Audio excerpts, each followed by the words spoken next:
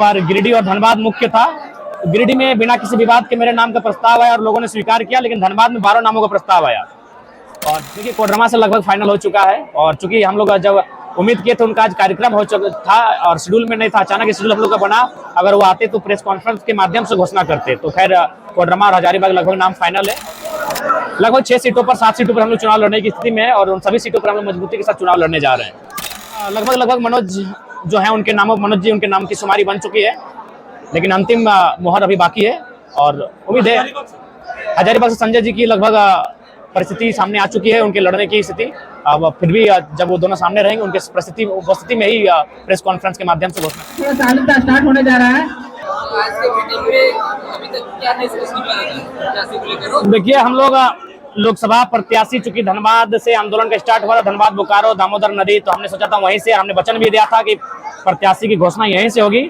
तो इस बार गिरिडीह और धनबाद मुख्य था। गिरिडीह में बिना किसी विवाद के मेरे नाम का प्रस्ताव आया और लोगों ने स्वीकार किया, लेकिन धनबाद में 12 नामों का प्रस्ताव आया और 12 नामों का प्रस्ताव आया तो उन पर हम लोग समीक्षा करते करते 4 लोग बचे हैं। अब उन पर आज की स्थिति में हम लोग डिसीजन देने की स्थिति में नहीं हो पा रहे हैं, इसलिए उन पर विशेष एक दिन सर्वदल की बैठक होगी और उसके बाद हम लोग सभी हमारे पदाधिकारी उपस्थित होंगे जो धनबाद और बोकारो संबंध रखते हैं, जो क्षेत्र की राजनीति को समझते हैं, भौगोलिक स्थिति को समझते हैं, जो यहाँ के सामाजिक समीकरण को समझते हैं, यहाँ के मुद्दों को समझते हैं। उनके साथ बैठकर हम लोग प्रत्याशी धनबाद की भी घोषणा कर देंगे। देखिए कोडरमा से लगभग फाइनल हो चुका है और चूंकि हम लोग जब उम्मीद किए थे उनका आज कार्यक्रम हो चुका था और शेड्यूल में नहीं था, अचानक शेड्यूल हम लोग का बना। अगर वो आते तो प्रेस कॉन्फ्रेंस के माध्यम से घोषणा करते। तो खैर कोडरमा और हजारीबाग लगभग नाम फाइनल है और हम लोग उनके सामने प्रेस कॉन्फ्रेंस करेंगे जब प्रत्याशी हमारे अगल बगल बैठे होंगे। लगभग 6 सीटों पर 7 सीटों पर हम लोग चुनाव लड़ने की स्थिति में है और उन सभी सीटों पर हम लोग मजबूती के साथ चुनाव लड़ने जा रहे हैं। देखिए लगभग मनोज जो है उनके नामों मनोज जी उनके नाम की शुमारी बन चुकी है, लेकिन अंतिम मोहर अभी बाकी है। और उम्मीद है हजारीबाग से संजय जी की लगभग परिस्थिति सामने आ चुकी है, उनके लड़ने की स्थिति। अब फिर भी जब वो दोनों सामने रहेंगे उनके उपस्थिति में ही प्रेस कॉन्फ्रेंस के माध्यम से घोषणा कर दी जाएगी।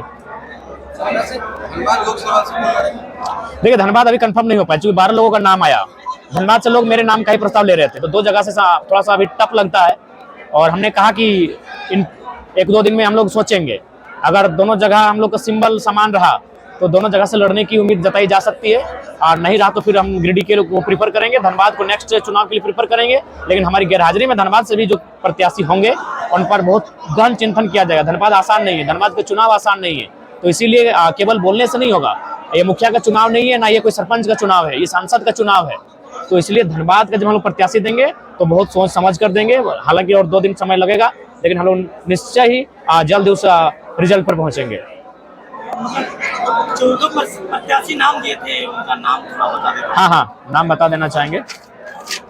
नाम है राज पटेल, अर्जुन रजवार, जगन्नाथ रजवार, रिजवान क्रांतिकारी, टेकलाल महतो, उषा महतो, लखी केटियार, फरजान खान, मोतीलाल महतो, करण महतो, संजू महतो, प्रवेश महतो, ये नाम आया था।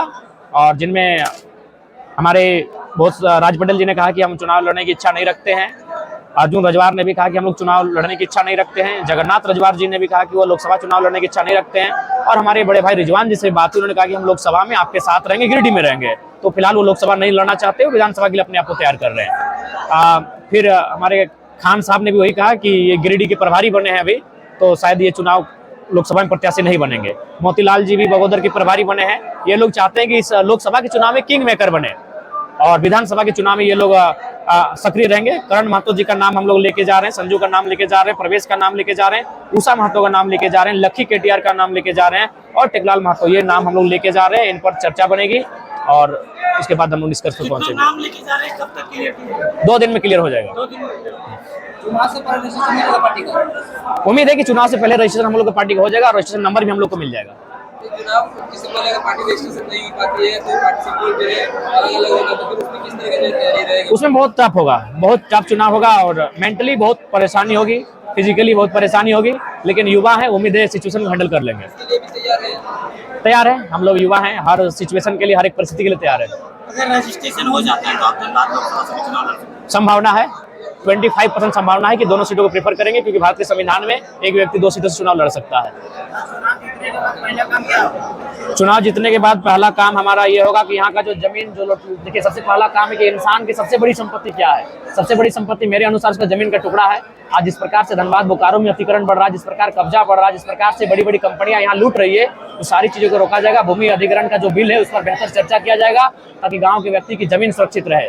दूसरी, नौकरी पर चर्चा होगी, विस्थापन पर चर्चा होगी, पलायन पर चर्चा होगी, और झारखंड की झारखंडिया हथियार आधारित स्थान नीति उस पर चर्चा होगी। सर, गिरिडीह और धनबाद दोनों लोकसभा से जयराम महतो का ही नाम लिया जा रहा है। क्या जेबीके से जयराम महतो पे ही निर्भर है? देखिए, निर्भर नहीं है, लेकिन चूंकि मान के चले 7 महीने की पार्टी है, जब ऐसा भी आप कभी बोल सकते हैं कि 81 जितने भी लोकसभा क्षेत्र है सबसे आप मतलब आप उम्मीदवार के रूप में पेश हो जाएगा। मैंने ये आप कह सकते हैं, जिस प्रकार देश के प्रधानमंत्री, राज्य के मुख्यमंत्री, उनके फेस पर चुनाव लड़ा जाता है, तो कह सकते हैं केंद्र अध्यक्ष के नाम पर ही लोकसभा का चुनाव लड़ा जाएगा, और वहाँ प्रत्याशी अन्य होंगे, लेकिन विचारधारा केंद्र अध्यक्ष की होगी। आपकी पार्टी अभी तक रजिस्ट्रेशन नहीं हुआ है, फिर आपने दावेदारी पेश करे कि 6 जगह से लड़ाई लड़िएगा, हर एक जगह अलग अलग सिंबल। अब बिल्कुल उसके लिए तैयार है, मेंटली प्रिपेयर होना होगा, उसके लिए हम लोग तैयार हैं।